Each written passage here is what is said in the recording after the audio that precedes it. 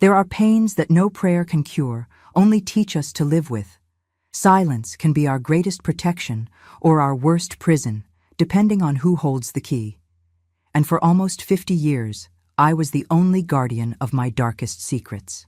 Good morning, my dear friends. My name is Clara Marie Santos.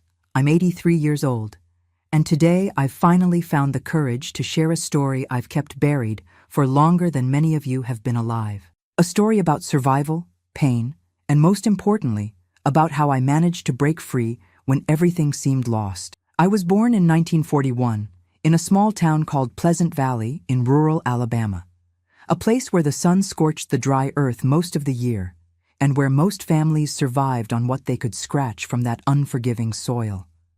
My parents, Joe and Josephine, were farm workers, simple people who woke before dawn and only rested when the night was well advanced. I grew up watching my father's calloused hands and my mother's always tired face, but I never heard a single complaint from either of them. Our house was a wooden shack with a dirt floor, just 3 rooms that sheltered the 7 children my parents had. I was the third, neither the oldest to carry the main responsibility, nor the youngest to receive the pampering. I was just another mouth to feed, another pair of hands to help in the fields when my body could handle the work. Childhood for us ended early. At 8 years old, I was already helping my mother carry water from the well, taking care of my younger siblings, preparing the beans and cornbread that sustained our family. School? Well, that was a luxury few could afford. I attended for only 2 years in a makeshift classroom in teacher Miss Dolores's house, enough to learn to read, write, and do simple math. After that, necessity spoke louder. "Clara needs to help at home," my father would say. "We don't have the luxury of sending children to school when there's so much work to be done." I didn't hold a grudge against him for that. How could I?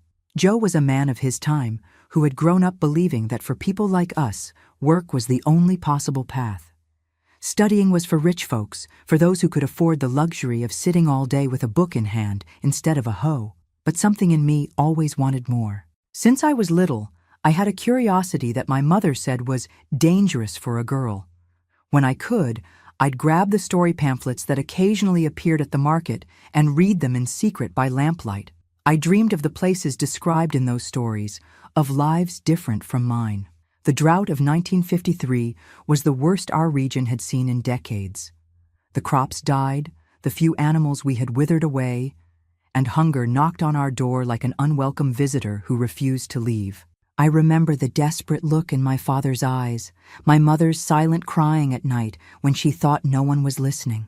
And I remember, with painful clarity, the day my youngest brother Joey, only 4 years old, closed his little eyes forever, overcome by hunger and a fever that no herbal tea could break. It was after Joey's burial, in a little coffin too small that my father made himself, that the decision was made. We couldn't continue there. Like so many other Southern families at that time, we would make the long journey north, in search of work and a chance to survive. We sold what little we had, gathered some belongings that fit in 2 canvas bags, and said goodbye to the land that, despite everything, was our home. The journey was long and hard, days and more days in an old truck, cramped with other families who shared the same destiny and the same hope. We went hungry, thirsty, slept in the open. I saw my mother cry silently, looking back at the South that was getting more distant, taking with it the roots we would never recover. Our destination was Tobacco Valley, a town in rural North Carolina that was growing rapidly thanks to tobacco plantations. We arrived during harvest season when farmers hired temporary workers for the harvest. My father got a job in the fields, and soon the whole family, including me at 12 years old, was working from dawn to dusk, picking tobacco leaves that would be sold to the big companies. The work was hard, heavy. The sun burned our skin, already punished by the journey, and the strong smell of tobacco permeated everything. Our clothes, our skin, even our dreams. But for the first time in a long time, we had something to eat every day, and we even managed to rent a simple little house on the outskirts of town. It wasn't much, but it was better than what we had in Alabama. It was during this period that I discovered my talent for cooking. A neighbor, Mrs. Teresa, was a cook in a rich family's house in town, and sometimes she'd call me to help when there were bigger events. She taught me the secrets of Southern recipes, so different from the food I was used to. I learned to make barbecue, stuffed duck, vegetable soup, banana cake, dishes I'd never even heard of before. "You have a good hand for cooking, girl," Mrs. Teresa would say. "Maybe one day you'll get a better job than wearing yourself out in those tobacco fields." Those words planted a seed of hope in me. Maybe, just maybe, there was a different path. My other siblings, one by one, got married, moved away, built their own lives. At 18, only my older brother Antonio and I still lived with our parents. Antonio had gotten a better job as a truck driver and spent weeks traveling. My father, now older and with his health compromised by years of heavy work, could no longer maintain the same productivity in the fields. Debts began to accumulate again. It was then that fate, or would it be misfortune, knocked on our door. Mrs. Teresa came to visit us one afternoon with news that seemed like a blessing. "Mr. Alexander Whitmore is looking for a cook for the big house. The previous one left suddenly, went back to her family in Charlotte. He pays well, Clara, and you'd live there, have your own room, plenty of food. I told him about you, said you cook like a wonder." My heart raced. Mr.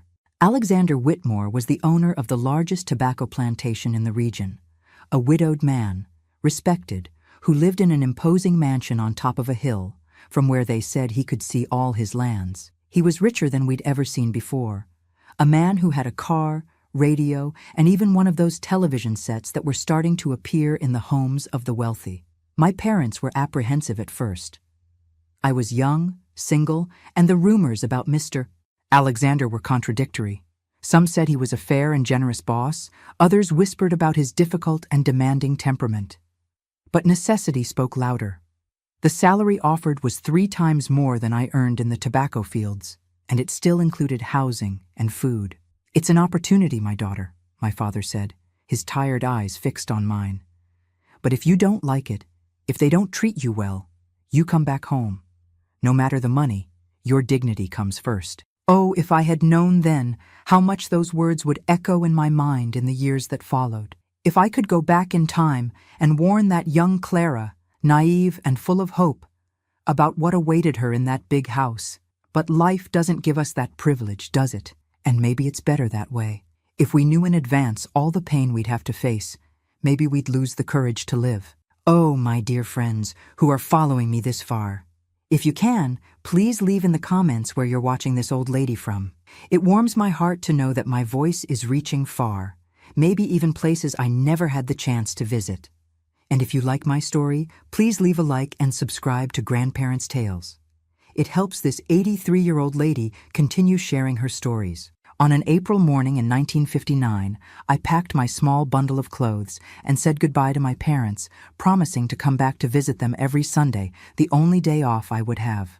My father hugged me tight as if he sensed something and whispered once more, "Remember, daughter, your dignity is priceless." Mr. Alexander's driver came to pick me up in a shiny car, the kind of car I'd only seen from a distance. The trip to the plantation took about half an hour, enough time for me to observe the tobacco plantations that stretched on all sides, green and lush, so different from the dry lands I'd left behind in Alabama.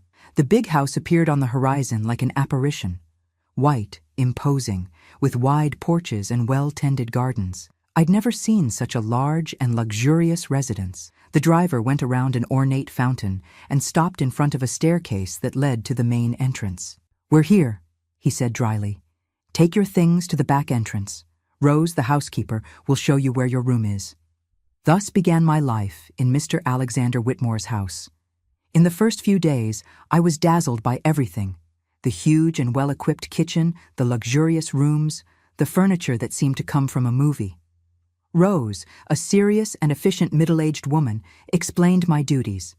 I would be responsible for preparing all meals for Mr.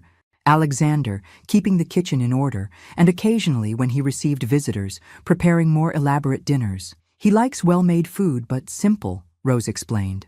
"Nothing extravagant for daily meals. And he's punctual with mealtimes. He doesn't tolerate delays." I met Mr. Alexander on my second day. He entered the kitchen while I was preparing lunch.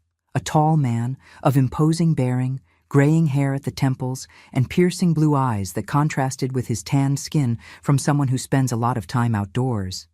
He must have been about 50, but kept himself in good shape. "So you're the new cook," he said, looking me up and down with a gaze that, at the time, I interpreted as merely evaluative. "Teresa spoke well of you. I hope you won't disappoint me." "I'll do my best, sir," I replied, lowering my eyes as I'd been taught to do in front of employers. He smiled, a smile that didn't reach his eyes. "I'm sure you will, Clara. I'm sure you will." In those first months, everything seemed to be going well. My salary arrived punctually, and I sent most of it to my parents, keeping only enough for my small needs. Mr. Alexander seemed satisfied with my cooking and occasionally even complimented me, especially when I prepared more elaborate dishes for his guests, local politicians, other farmers, businessmen who came to discuss tobacco crop sales. On Sundays, I visited my parents and told them about my work, about the big house, about how I was saving money. I omitted the small dissatisfactions, the tiredness, the loneliness I felt in that enormous house where, despite all the opulence, human warmth was lacking. I didn't want to worry them, and besides, compared to work in the tobacco fields, my new life seemed like a dream come true. But dreams, as I learned the hard way, can easily turn into nightmares, and mine began to change shape about 6 months after my arrival at the big house. It was subtle at first. Mr. Alexander began appearing in the kitchen more frequently, watching while I worked. He asked questions about my life, my family, my tastes. He seemed genuinely interested, and I, naive and lonely, appreciated the attention, the chance to talk to someone. Then came the small gift, a silk scarf he'd brought from a trip to Richmond, a bottle of perfume, a dress that, according to him, would match my eyes. I accepted the first gifts with bewildered gratitude, without realizing the trap that was closing around me. "You're a very beautiful girl, Clara," he commented one day while I was serving dinner. "Young, fresh as a country flower, different from those city women, all artificial, full of affectation." I blushed, uncomfortable with the comment, but thanked him politely and tried to change the subject. It was that night that he asked, for the first time, that I stay after dinner to keep him company. "It's so lonely to dine alone every night," he said, with a look that tried to seem helpless. "Just a little coffee, a conversation. It wouldn't be asking too much, would it?" And so, without realizing it, I took the first step into the abyss. A little coffee after dinner. A conversation that extended a little longer each night. Compliments that became more personal, more intimate. Looks that lingered longer than they should, that followed me around the house like a shadow. One night, after serving dinner, I was getting ready to leave when Mr. Alexander asked me to sit with him. He'd brought a bottle of wine, something he'd never done before. "Let's celebrate," he said, smiling. "I received news that this year's harvest will be exceptionally good, and I owe much of that to you, Clara." "To me, sir?" I asked, confused. "Of course. A well-fed man works better, thinks better, makes better decisions. Your food gives me strength and encouragement every day." I accepted the wine, just one glass, as I'd never drunk before and didn't know how my body would react. The drink was sweet, pleasant, and soon I felt warmth rising to my face, a lightness in my head that I'd never experienced. It was that night that Mr. Alexander touched my hand for the first time, an apparently casual touch while he poured me more wine. His fingers lingered on mine a second longer than would be appropriate. I pulled my hand away, uncomfortable, but he acted as if nothing had happened. The conversation continued, now directed toward my family. He asked about my parents, about how they were managing since I'd left home. "I'm glad the salary I pay you is helping your family," he commented, his penetrating gaze fixed on mine. "Your father worked in my fields, didn't he? An honorable man, from what I heard, but he's too old for that kind of work now." "Yes, sir," I replied, feeling a tightness in my chest, thinking about my father, increasingly bent under the weight of years and hard work. "You know, Clara," he continued, his voice taking on a more intimate tone, "I can do more for your family, much more. Your father could have lighter work at the plantation headquarters. Your mother wouldn't have to worry about the rent of that simple little house anymore. I have several properties in town, you know. I can arrange a better place for them, for a symbolic amount. My heart raced. It was a generous offer, almost providential. What my parents needed most at that moment: security, stability, a little comfort in their old age. "Would you do that?" I asked, my voice trembling with hope. "Of course, Clara," he replied, his eyes never leaving mine. "I do this for you. Because you're special. Because you deserve to be rewarded for all your hard work, your loyalty." Then, in a movement that caught me off guard, he approached and placed his hand on my knee. "And because I like you very much, Clara. Very much indeed." That touch left me paralyzed. It wasn't just the surprise, but something deeper, instinctive, an alarm sounding in the back of my mind.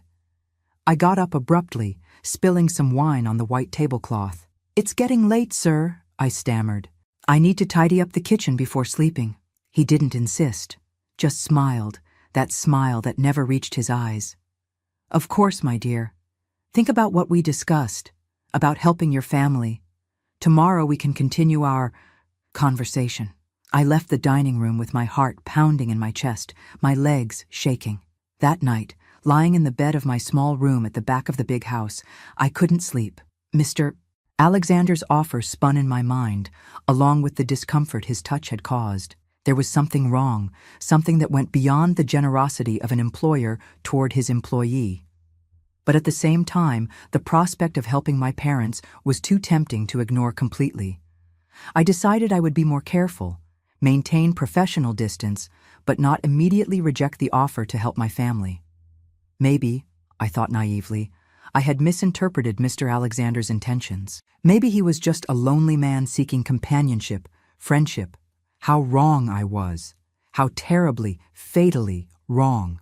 The morning after that disturbing conversation with Mr. Alexander, I woke with a weight in my chest that I couldn't explain.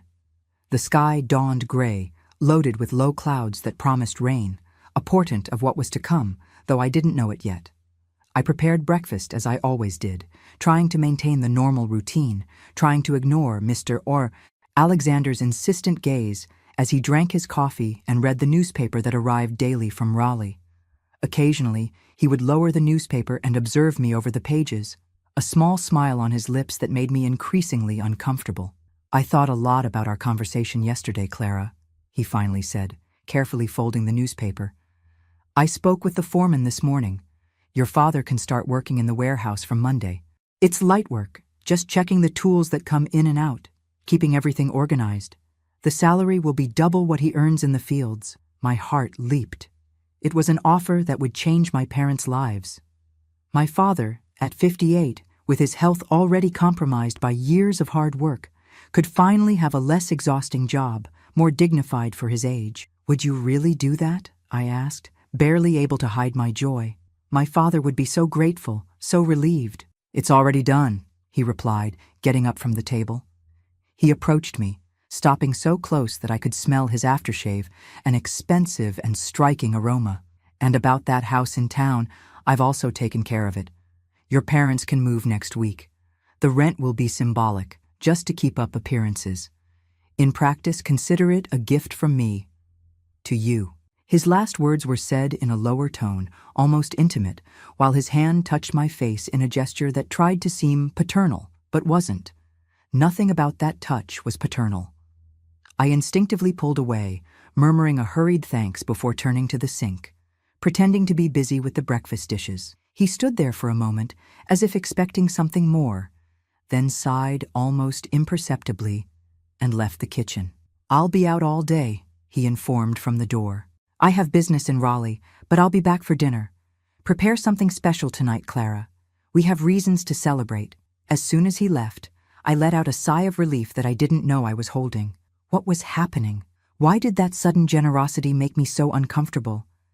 And why, despite this discomfort, couldn't I simply refuse? The answer, which I only understood completely much later, was simple and terrible.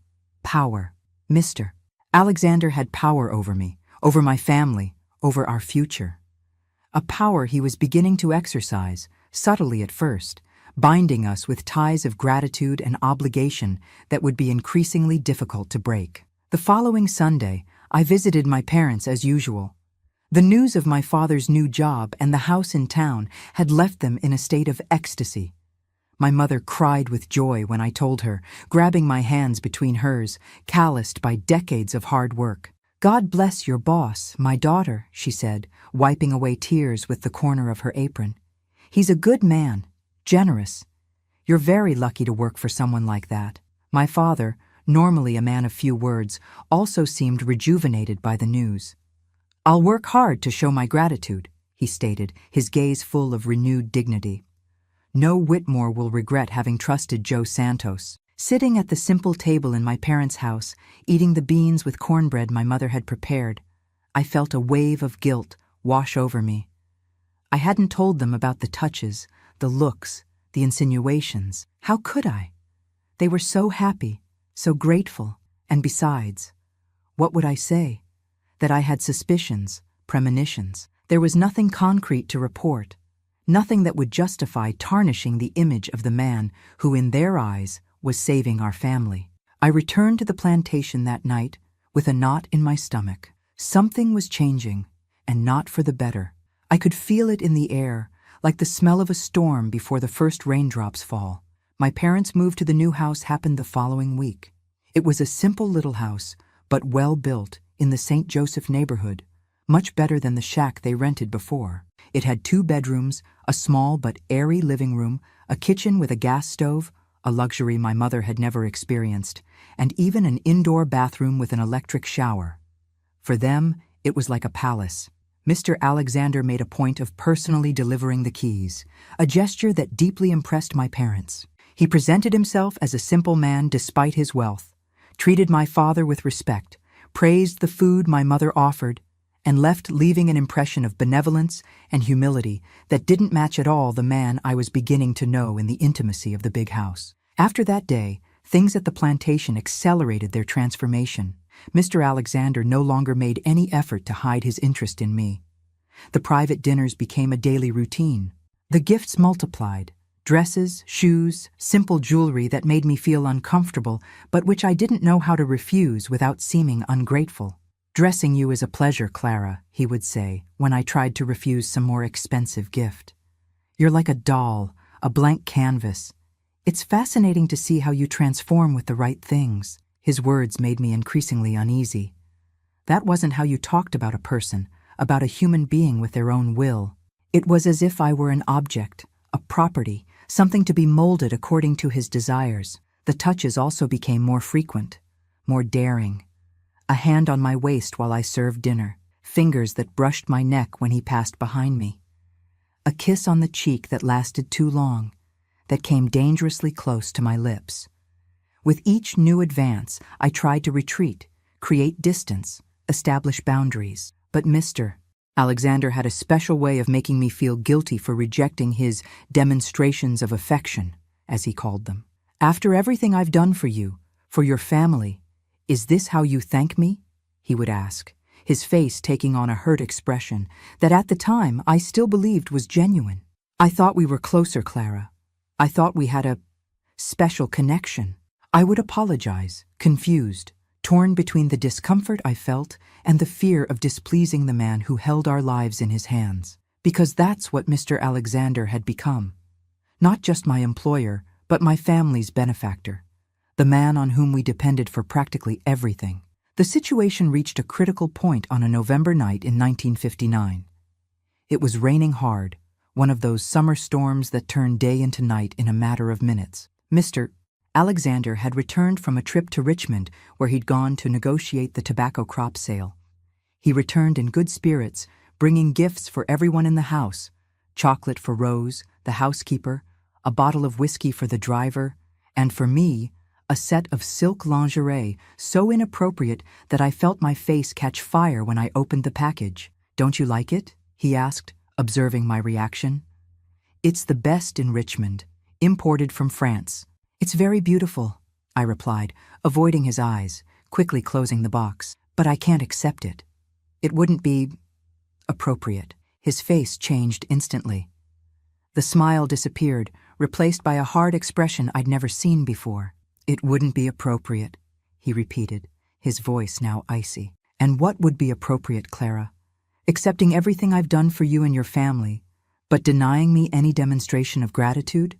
I am grateful, sir, I hurried to say, my heart racing. Very grateful. I work hard every day to show that. My father, too. Work, he spat the word as if it were an insult. I pay for your work, Clara. What I've done for your family goes far beyond that. It's personal. It's because I care about you, because I have feelings for you. You didn't think it was free, did you? Those words fell on me like a bucket of cold water. So that was it. It had never been generosity, concern, kindness. It had been calculation, investment, an elaborate way of creating a debt that I would, eventually, have to pay. I don't know what you expect from me, I said, my voice almost a whisper. He approached, his blue eyes now cold as ice. Yes, you do, Clara. You always knew. You just played innocent, accepting everything I offered without giving anything in return. Before I could react, he grabbed my arm hard enough to leave marks, pulling me against his body. I tried to pull away, pushing his chest, but he was much stronger. His lips found mine in a forced, violent kiss that had nothing of affection or true desire. It was possession, domination, a raw demonstration of power. When I finally managed to pull away, panting and trembling, he smiled. Not the affable smile he showed in public, but something predatory, something that made my blood freeze in my veins. You're mine, Clara, he said, his voice low, dangerous. I bought you the moment you accepted the first gift, the first help for your family. Everything has a price in this life. It's time to start paying yours. I ran to my room, locking the door, my heart beating so hard I thought it would explode in my chest. I spent the night awake, sitting on the bed with my back against the wall, expecting at any moment to hear footsteps in the hallway, to see the doorknob turn. But Mr. Alexander didn't come that night. He was just beginning his game. His method of psychological torture that I would discover soon was calculated to break me gradually, to make me accept my fate as inevitable. The next morning, he acted as if nothing had happened. He drank his coffee calmly, read his newspaper, even complimented the toast I'd prepared. But there was something different in his eyes when he looked at me. A certainty, an expectation, like a predator who knows his prey has nowhere to run. My first thought was to leave there immediately. Go back to my parents' house, tell them everything, find another job. But then I remembered their joy with the new house, my father's relief with the less heavy work, the comfort they finally had after a lifetime of struggle and deprivation. How could I take that away from them? And where would we go? Back to the shack on the outskirts? Back to hunger, uncertainty? And, more importantly, would Mr. Alexander allow it? Would he let us simply leave his orbit, after everything he had invested in us? Fear began to establish itself in me, not just fear of what he could do to me, but of what he could do to my family if I defied him. I decided I would buy time, think calmly, find a way out that wouldn't throw my parents back into misery. Maybe I could save enough money to support us for a few months while we looked for another place, other jobs. Maybe I could talk to Mr. Alexander, make him understand that what he wanted from me was wrong, immoral. How foolish I was. As if a man like him, used to having everything he desired, would be stopped by concepts like morality or consent. 3 nights after that first forced kiss, Mr. Alexander came home late. He'd spent the day in town, in meetings with other farmers. When he entered the kitchen where I was finishing cleaning after dinner, which he hadn't eaten, I could smell the alcohol emanating from him. "Your father is a good worker," he said, without preamble, leaning against the doorframe. "Everyone at the warehouse speaks well of him. It would be a shame if he had to go back to the fields. His age, the back problem. He wouldn't last long." The threat was clear, even in its veiled form. I felt a chill run down my spine, my hands suddenly cold and damp. "Why would you do that?" I asked, my voice trembling. "My father did nothing wrong." Mr.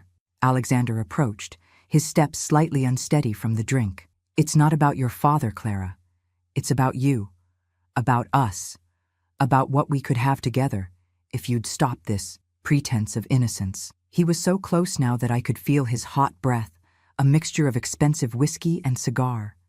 His hand found my waist, pulling me against him. "Please no," I whispered, tears already forming in my eyes. Please, but my pleas fell on deaf ears. That night, on the cold kitchen floor of the big house, I lost much more than my innocence. I lost my dignity, my autonomy, my belief that the world could be a fair place. When it was all over, when Mr. Alexander finally got up, adjusted his clothes and left the kitchen without saying a word, I lay there, unable to move, to cry, to feel anything but a deep and cold emptiness. Eventually, I managed to drag myself to my room. I took the longest and hottest shower of my life, scrubbing my skin until it was red, as if I could clean not just the physical marks, but the stain I felt on my soul. I lay on the bed, curled up like a child, and finally let the tears come. Silent, bitter, tears of anger as much as pain. That night I decided I would run away, no matter how, no matter where. Anywhere would be better than that golden hell my life had become. But the next morning, when I was about to put my few clothes in a bundle and leave through the back door, Rose, the housekeeper, entered my room without knocking. Her normally impassive face showed an expression I'd never seen before, something between pity and complicity. "You're not the first," she said simply, her eyes avoiding mine. "And you won't be the last if you run." I stood paralyzed, the bundle half packed in my hands. "What are you talking about?" Rose sighed, finally looking into my eyes. "The others who came before you. Young women like you, alone, vulnerable. Some ran away.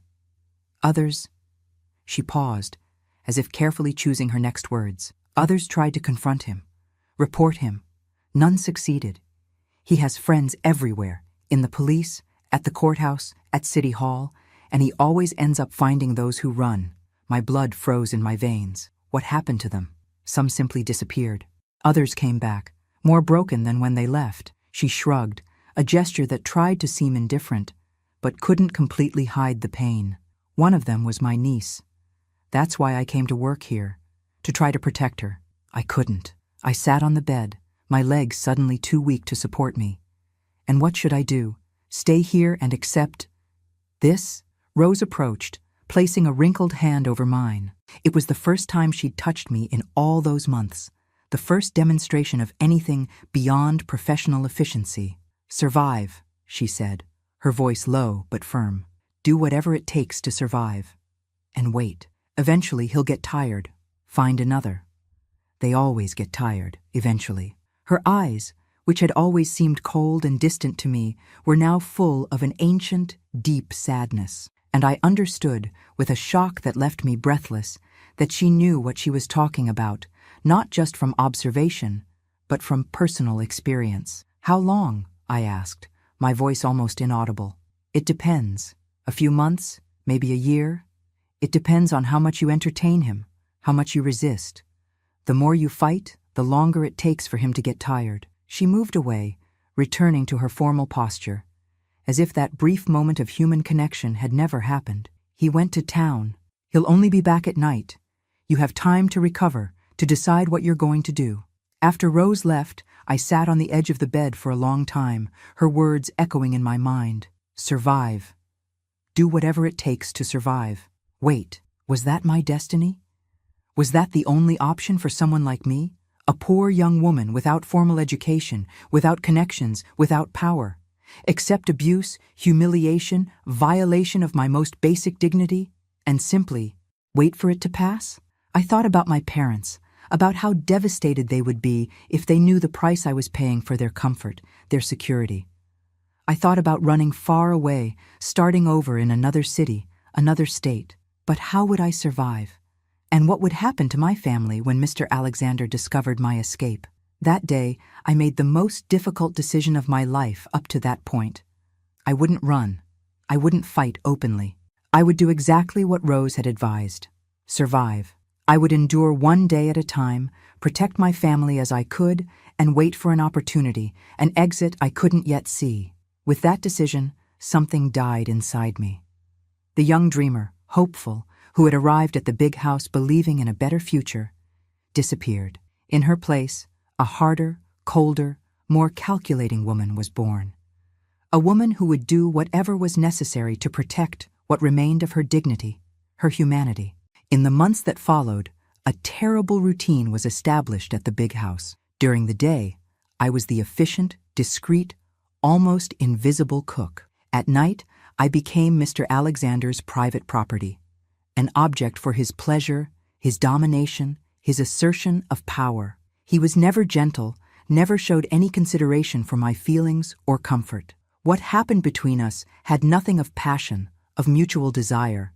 It was pure demonstration of possession, of control, and he made sure to remind me constantly that I was there by choice, the choice to protect my family, to maintain the comfort and security he had provided. "You could leave at any time, Clara," he would say, a cruel smile on his lips. "But we know what would happen to your parents, don't we? That comfortable little house, your father's light job, it would all disappear in the blink of an eye."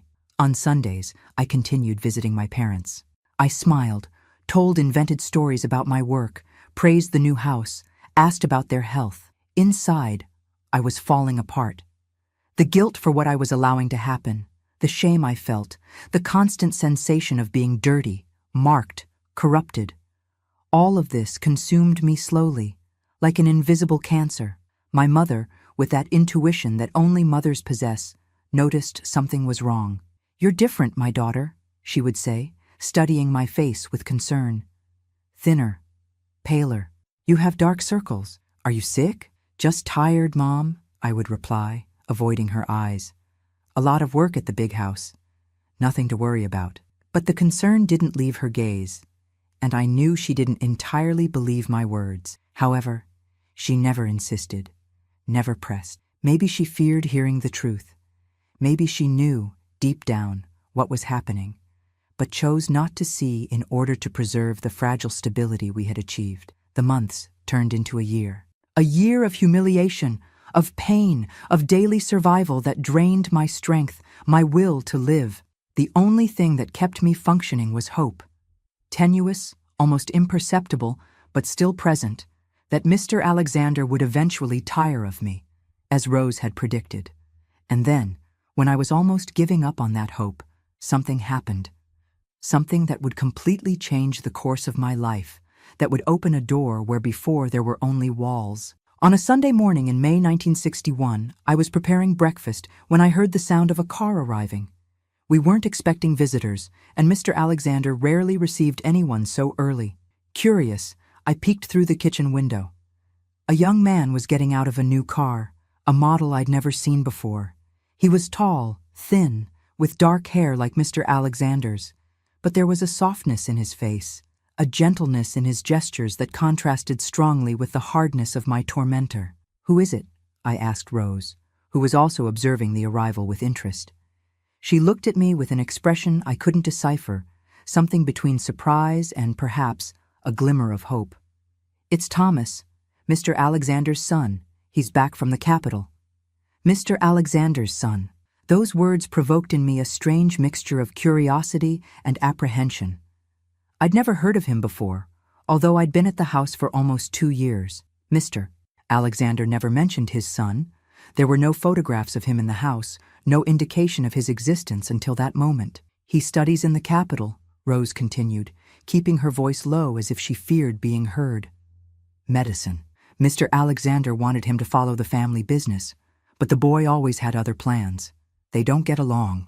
I watched through the window as Mr. Alexander came out to receive his son.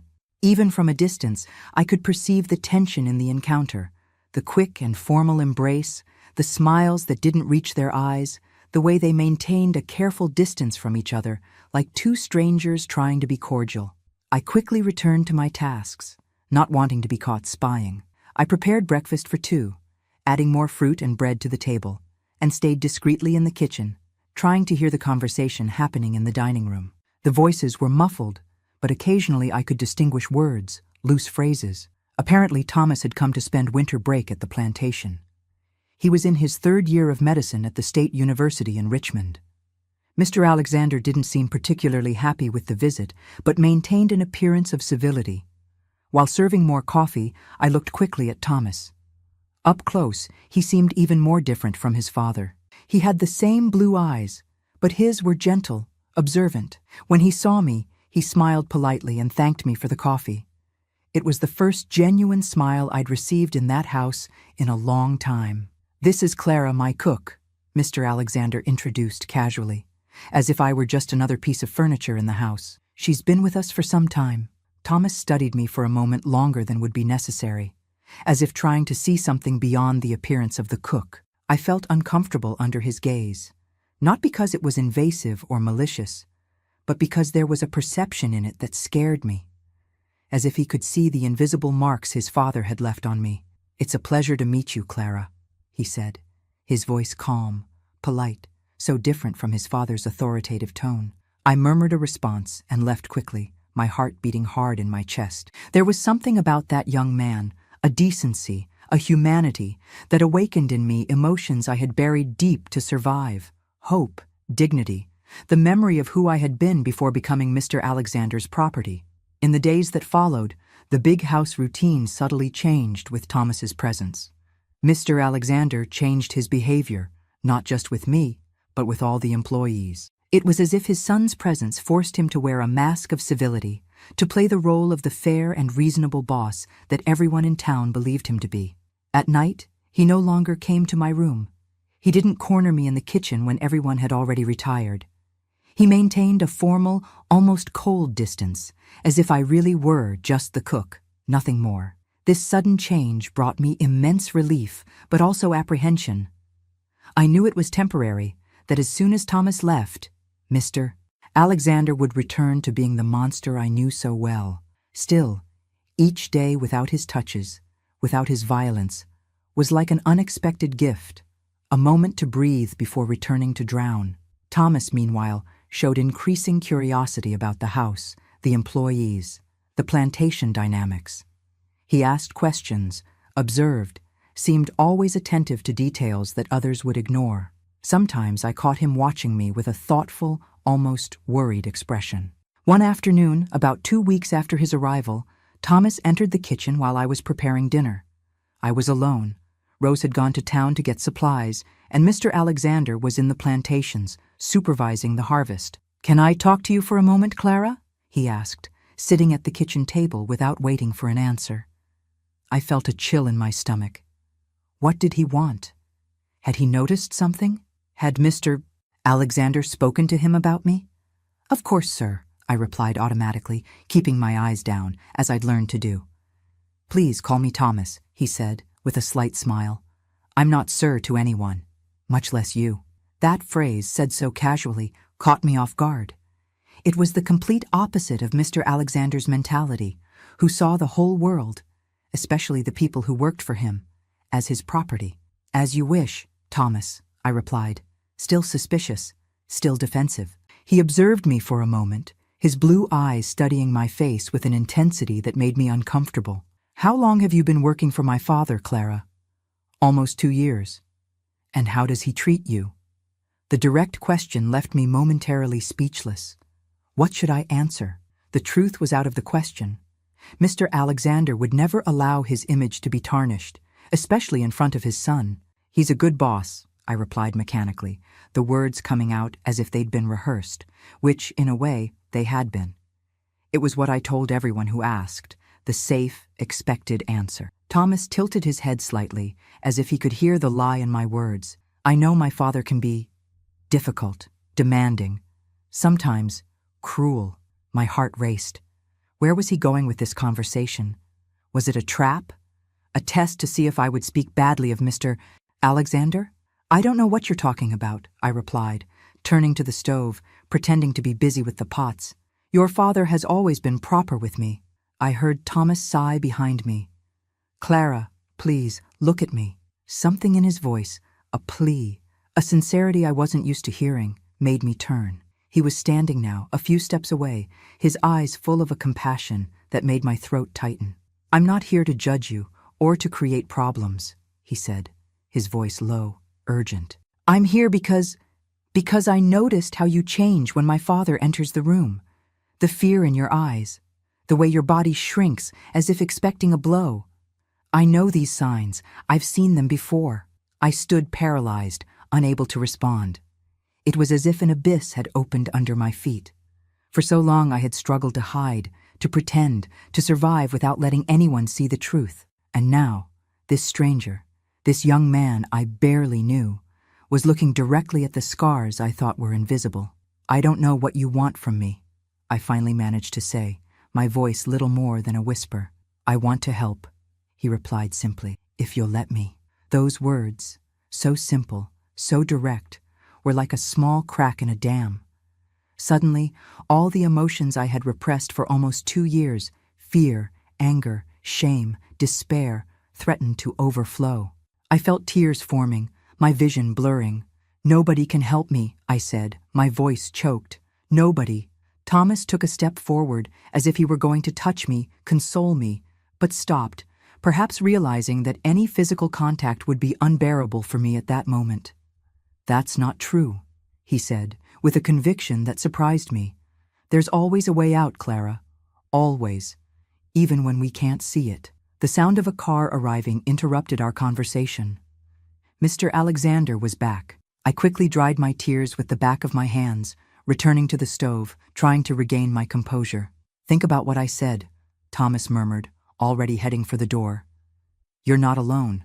He left before his father entered, and I stood there, stirring a pot that didn't need stirring, my heart beating so hard I was sure Mr. Alexander would hear it when he entered the kitchen. But he didn't enter. I heard their voices on the porch, father and son talking, discussing something I couldn't distinguish. Then, silence. And then, Mr. Alexander's footsteps moving away toward his office. That night, I barely slept. Thomas's words echoed in my mind. "You're not alone."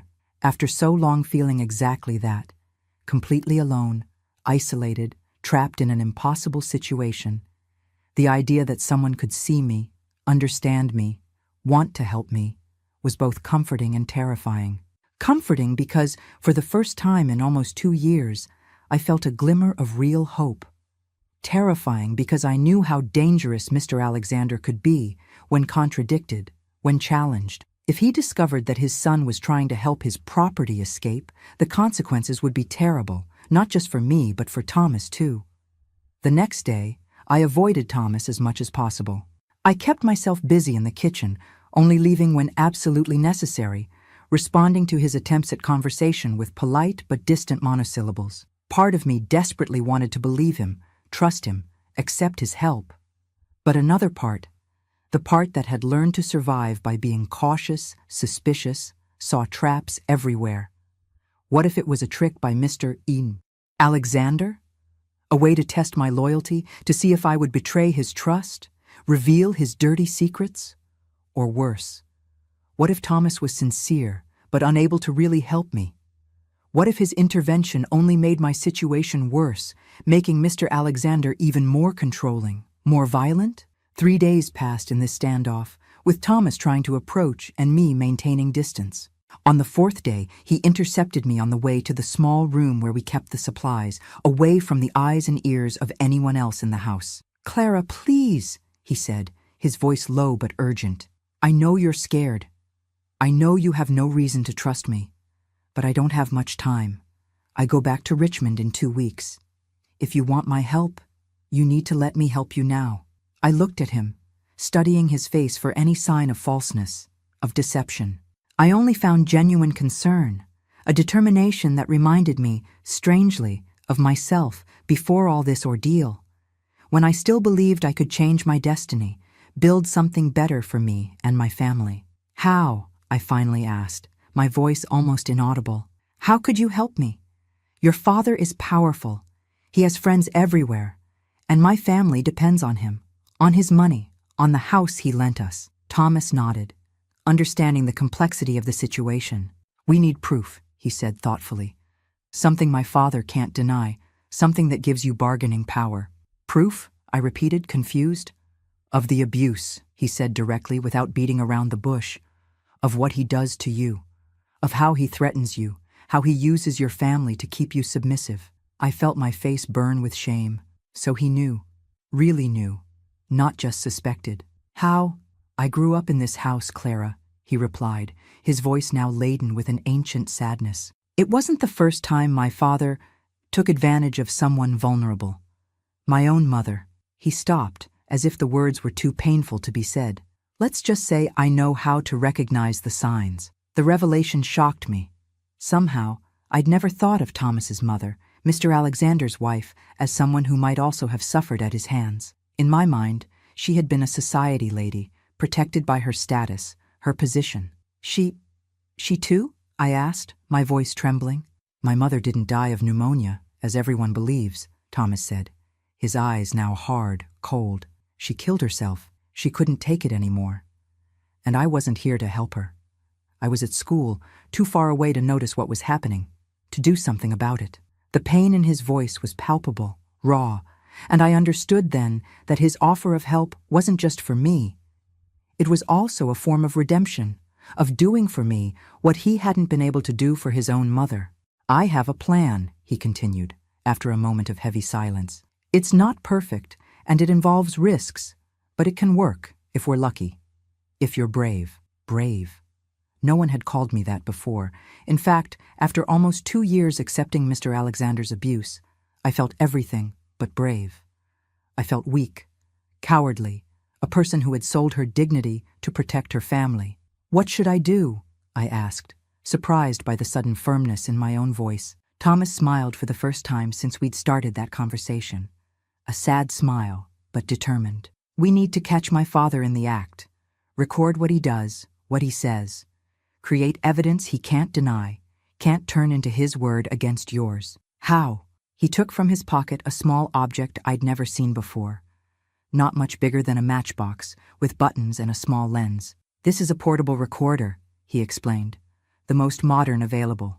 It can record up to 2 hours of audio on a tape. We'll hide it in your room or wherever, where He couldn't finish the sentence, and I felt my face burn again with shame. But at the same time, a spark of hope lit in my chest. Evidence. Something concrete, irrefutable. Something that could free me. And then? I asked, trying to imagine the next step. What would we do with that recording? We'd confront my father, Thomas replied, his eyes now shining with fierce determination. I would confront him, give him 2 options. Either he frees you, completely, with substantial compensation that allows you and your family to start over somewhere else, or I take the recording to the police, to the press, to all his precious friends in high society. The idea made me dizzy. It was bold, dangerous, almost unthinkable. Confront Mr. Alexander, threaten him, force him to give in.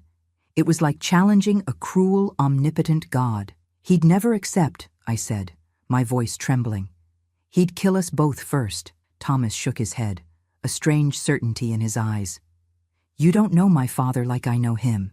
He cares about only 2 things in this world, power and reputation, and the second is even more important than the first.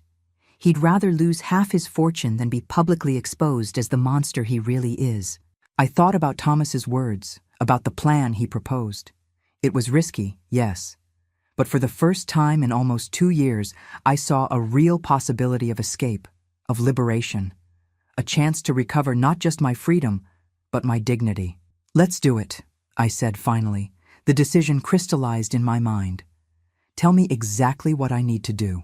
In the days that followed, Thomas and I met secretly, planning every detail of our strategy.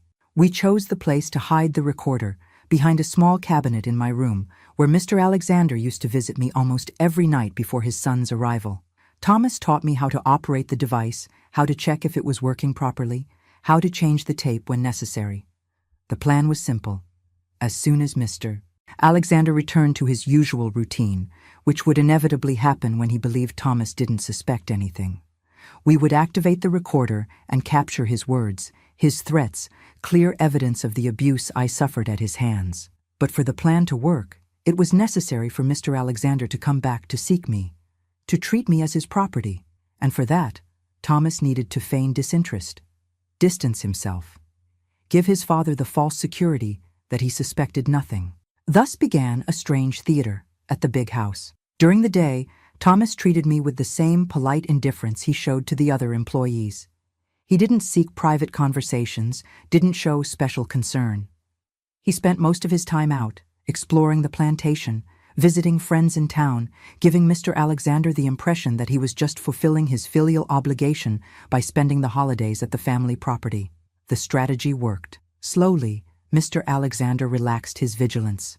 His looks in my direction returned to carrying that sick possessiveness I knew so well. His comments, initially discreet, became more daring, more explicit when we were alone. And then, on a night when Thomas had gone out to dinner in town, purposely to give his father the opportunity he was clearly waiting for, Mr. Alexander came to my room. Before he arrived, I activated the recorder as Thomas had taught me. I hid it carefully, making sure it would capture everything, every word, every sound. And then I waited, my heart beating so hard I feared he might hear it. When the door opened, revealing Mr. Alexander with that predatory smile I'd learned to fear, I forced myself to remain calm. I needed to let him talk. I needed to provoke the confessions, the threats that would serve as our evidence. "Did you miss me, Clara?" he asked, closing the door behind him. "These weeks without being able to touch you have been frustrating." "Your son," I began, feigning nervousness, which wasn't difficult considering the situation. "My son isn't here," he cut me off, approaching. "And even if he were, what could he do? This is my house, my plantation. You're mine." I swallowed hard, real fear mixing with the determination to follow through with the plan. "I'm not anyone's property," I said, the words coming out firmer than I expected. His face changed instantly, the mask of civility falling to reveal the cold rage I knew so well. "No?" he asked, grabbing my arm hard enough to leave marks. "Who pays for everything you and your family have? Who gave your father a decent job when he was no longer good for heavy work? Who put a decent roof over your mother's head?" "That doesn't give you the right to treat me like this," I replied, part of me shocked by my own audacity, another part determined to make him reveal his true nature to the hidden recorder.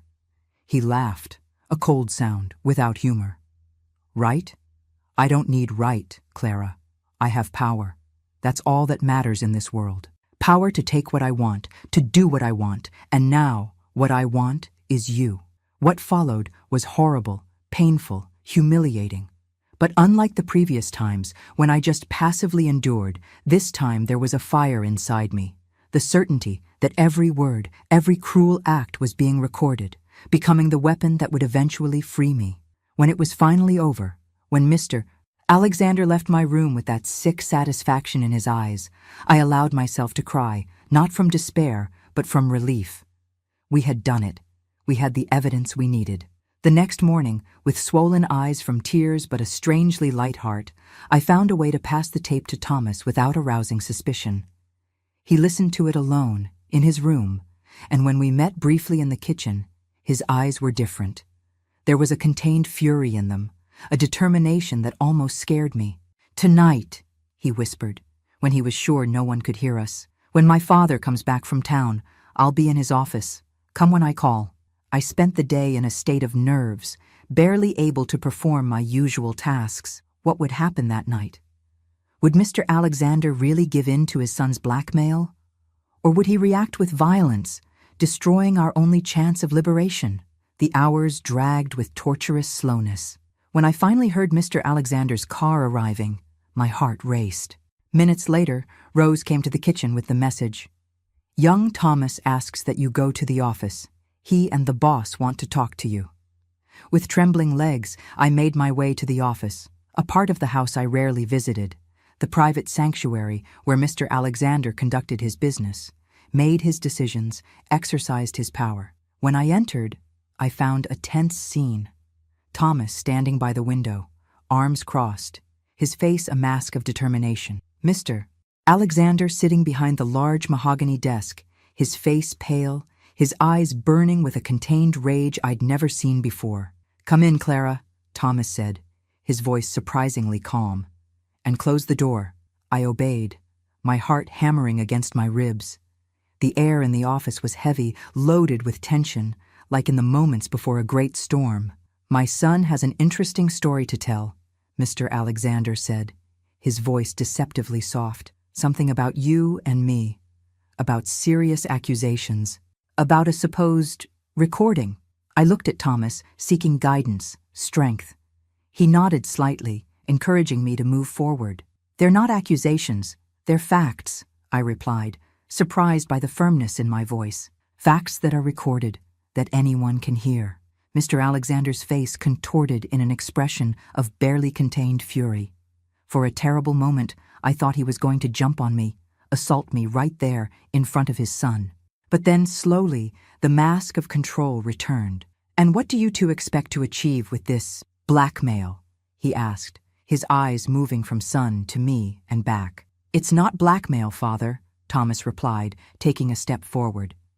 "It's justice, or at least the closest thing to it we can achieve without completely destroying our family name." "Justice," Mr. Alexander repeated, the word sounding like an obscenity on his lips. "And what exactly would justice be in this case?" Thomas looked at me, as if giving me the word, the right to establish the terms of my own liberation. I felt a knot in my throat, a mixture of fear and determination. "I want to leave here," I said, each word deliberate, clear.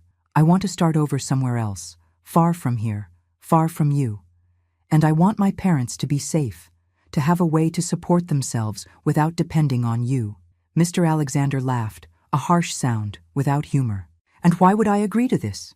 What would stop me from simply denying everything, from saying you're just a resentful employee trying to extort money from me?" It was then that Thomas placed the small recorder on the desk, between him and his father. "Because I have 3 copies of this tape. One is in a safe place, with instructions to be delivered to the police if anything happens to me or Clara. Another is with a lawyer friend in Richmond, sealed, to be opened only under specific circumstances." Mr. Alexander's face paled even more. For the first time since I'd known him, I saw fear in his eyes. Not just anger, not just frustration, but genuine fear. "You wouldn't do that," he said. But his voice had lost its usual certainty. "You'd destroy the family name, your own name." "I'd rather live without a name than live knowing I allowed you to continue abusing innocent people," Thomas replied, a fierce conviction in his voice. "I couldn't save my mother, but I can save Clara. And I will, whatever it costs." The silence that followed was dense, loaded with possibilities. I saw the exact moment when Mr. Alexander understood he was cornered, that he had no choice but to give in. I saw the defeat in his eyes, quickly replaced by cold calculation, not of how to win, but of how to lose the least possible. "How much?" he finally asked, his voice controlled, cold. "How much to end this once and for all? How much?" Mr. Alexander's question hung in the office air, raw in its simplicity, as if my dignity, my suffering, could be calculated in dollars, transformed into a simple commercial transaction. Thomas and I had discussed this moment, anticipated what we would ask for if we managed to get this far. But now, face to face with my tormentor, words escaped me. "It's not just money," Thomas said, noticing my hesitation. "It's complete freedom. Clara leaves here today with all her things. You never look for her again, never interfere in her life or her family's life." Mr. Alexander gave a cold smile, without humor. Touching. "But let's get back to the practical question. How much?" I took a deep breath, finding courage I didn't know I had. "Enough to buy a house for my parents. A real house, not rented by you. And enough for me to start over somewhere else, far from here. Maybe open a small business." He studied me with those cold eyes I knew so well, calculating, evaluating. "Numbers, Clara. Give me numbers." $10,000, I said, my voice firm, surprising myself. It was an enormous sum for someone like me, but an insignificant fraction of the Whitmore fortune. Mr. Alexander laughed, a harsh sound that made me shudder. 10,000? For all this drama? I thought you'd ask for much more." "I don't want your money," I replied, feeling indignation grow inside me. "I want my life back. The money is just to guarantee I never need anything from you again." He leaned back in his chair, his fingers drumming on the mahogany desk. For a moment, he seemed almost impressed. "You know, Clara, I always knew there was something different about you. A strength that the others didn't have." His words disgusted me, as if my resistance, my determination to survive, had been just another interesting aspect for him. Another thing to break, to possess. 20,000, he said suddenly. $20,000, a house in your parents' name, and you disappear from my life forever. The tapes will be destroyed, and we'll never talk about this again. I looked at Thomas, uncertain. It was more than we'd asked for, more than we'd expected. Why was Mr. Alexander being generous? As if reading my mind, he continued, "Consider it an investment in my peaceful future, and in your permanent discretion." I understood then. It wasn't generosity, it was insurance. He was paying to ensure his secret remained buried, that his reputation remained intact. $20,000, a fortune for me, but a small price for him to preserve his precious name. $30,000, Thomas said, his voice firm, and a signed document guaranteeing that my father will never look for Clara or her family again, under any pretext. Mr. Alexander's eyes narrowed dangerously, fixing on his son with a mixture of anger and reluctant respect. "You were always too smart for your own good, boy." "No, father," Thomas replied, his voice surprisingly gentle. "I just learned to recognize evil when I see it." For a long moment, father and son stared at each other in a silent battle of wills. Finally, Mr. Alexander sighed, an expression of momentary defeat crossing his face before being replaced by the usual mask of control. "Very well, 30,000, and the document, but I want all the tapes." "All but one," Thomas replied immediately, "which will remain in a safe place as guarantee that the agreement will be respected." Mr. Alexander hesitated, clearly displeased with this condition, but finally nodded. "All right. But if one day, a single day, I learn that this story was mentioned to any person—" "It won't be," I interrupted, my voice firmer than it had ever been in his presence. "Believe me, I want to forget all this as much as you do." He studied me for a moment, something strange in his gaze. Not remorse, he was incapable of that, but perhaps a grudging admiration for the woman who had managed finally to escape his clutches. "The papers will be ready tomorrow," he said, turning to his son. "The money will be transferred to an account in her name. The house will be deeded to the parents, and after that, I never want to hear Clara's name in my presence again." That night, for the first time in almost 2 years, I slept without fear. Not in the small room at the back of the big house, but in a hotel in town, paid for by Thomas to ensure my safety until everything was resolved. Lying in the simple but clean bed, looking at the unfamiliar ceiling, I tried to process what had happened, what was about to happen. I was free, or would be, very soon. Free from fear, from humiliation, from Mr. Alexander's repulsive touch. Free to rebuild my life, to rediscover who I was beyond the survivor, the victim. The idea was both exhilarating and terrifying. For so long I had lived one day at a time, thinking only of surviving until the next dawn. Now suddenly, I had an open future ahead of me, possibilities I hadn't dared imagine before. The next day, Thomas found me at the hotel, bringing with him a folder of documents. His eyes were tired, as if he hadn't slept, but there was a satisfaction on his face that spoke of battles won. "It's all here," he said, opening the folder on the small table in the room. "The contract my father signed, guaranteeing he'll never look for you or your family again. The deed to the house, already transferred to your parents' names, and the bank account documents where the money was deposited in your name. $30,000 as agreed." I looked at the papers, feeling a mixture of disbelief and relief. It was real. It had happened. I was free. How did he react?" I asked, curious about Mr. Alexander's state of mind after our confrontation. Thomas gave a small, tired smile. "As expected. Anger, then cold acceptance. My father is, above all, a practical man. He knows when he's cornered, when it's time to retreat and cut losses." I nodded, still barely believing we had succeeded. That I was really free from that man, from that place. "What happens now?" I asked, sudden anxiety dominating me. "Where do I go? What do I do?" Thomas sat on the edge of the bed, his gentle eyes fixed on mine. "That depends entirely on you, Clara. For the first time in a long time, your future is in your own hands." His words, though comforting, also scared me. For almost 2 years, all my choices had been taken from me. Every aspect of my life had been controlled, determined by Mr. Alexander. The sudden freedom was almost as disorienting as the captivity had been. I don't know where to start, I admitted, suddenly feeling very young, very inexperienced for the world that was opening before me. Start with the basics, Thomas suggested. Talk to your parents. Explain what you can, what you feel comfortable sharing. Then think about where you'd like to go, what you'd like to do. I thought about my parents, about how they would react to the news that I was leaving my job at the big house, that we had our own house, money in the bank. How would I explain all this without revealing the sordid truth behind these gifts?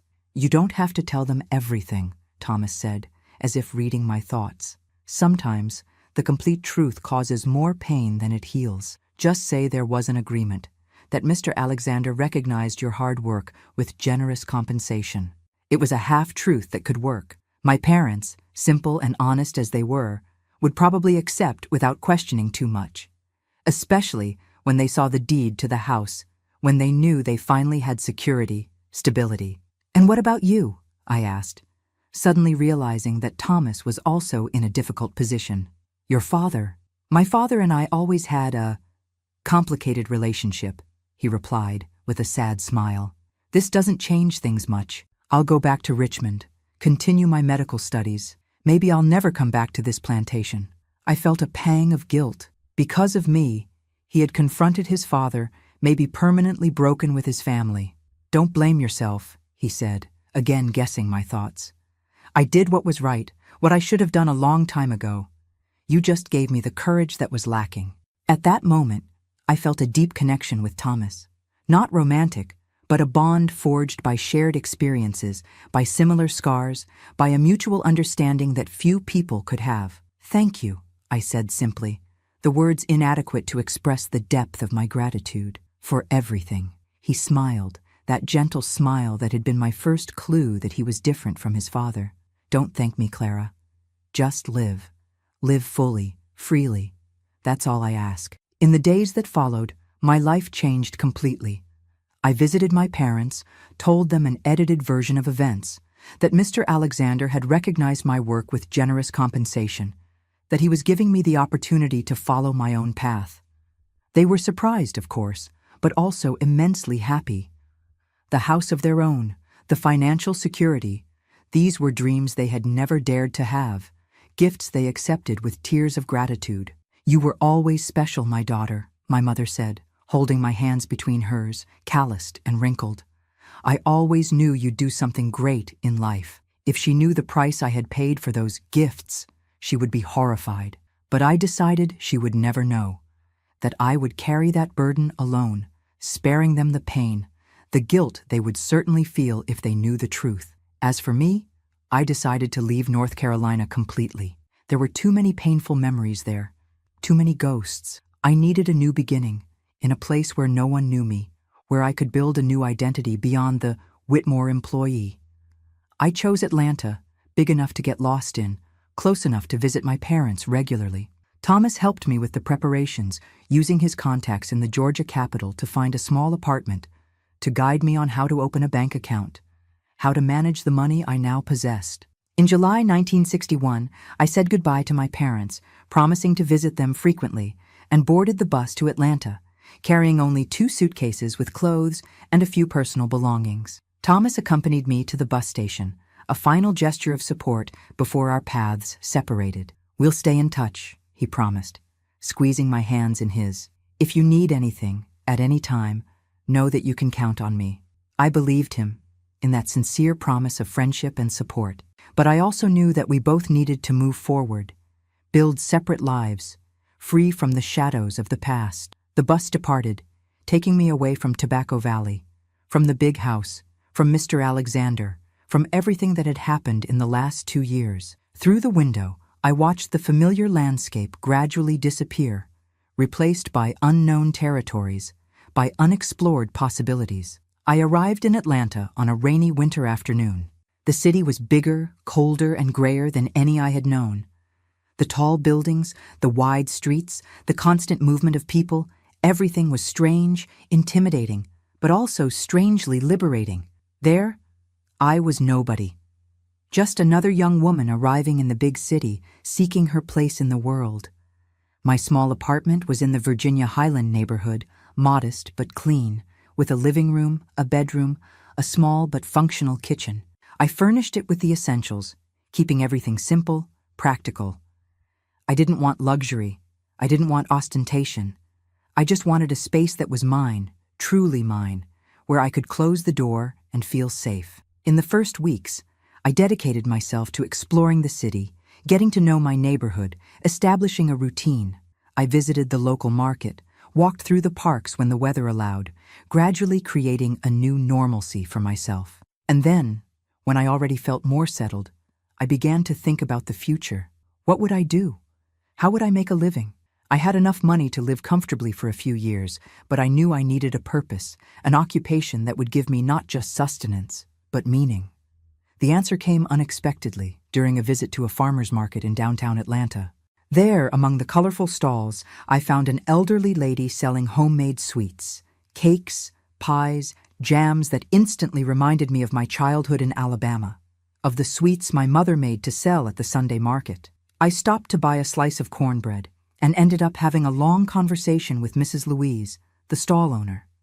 She was 70 years old, widowed, and maintained the small business more for pleasure than necessity.